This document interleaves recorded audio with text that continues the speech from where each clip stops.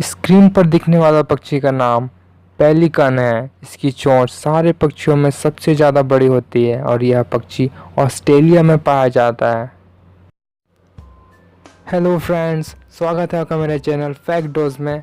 Channel को subscribe कर दीजिए और बेल आइकन को दबाना बिल्कुल मत भूलिए लेटेस्ट वीडियोस को देखने के लिए।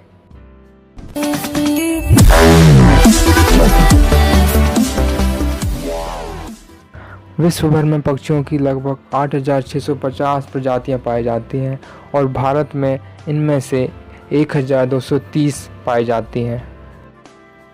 यह दुनिया का सबसे पुराना पक्षी है आर्कियोप्टेरिक्स। पक्षियों के कंकाल का भार उनके पंखों से कम होता है। ऐसा इसलिए होता है ताकि वह हल्के रहें, इसलिए वो पक्षी आसमान में उड़ पाते हैं। सभी उड़ने वाले पक्षियों के जो कंकाल के डिज़ाइन रहते हैं वो कुछ इस प्रकार ही होते हैं।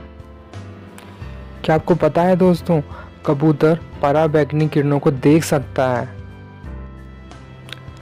कीवी दुनिया का ऐसा पक्षी है जिसके पंख नहीं होते।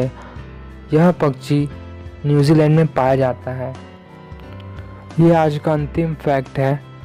हमिंग बर्ड अकेला ऐसा पक्षी है जो विपरीत दिशा में उड़ सकता है।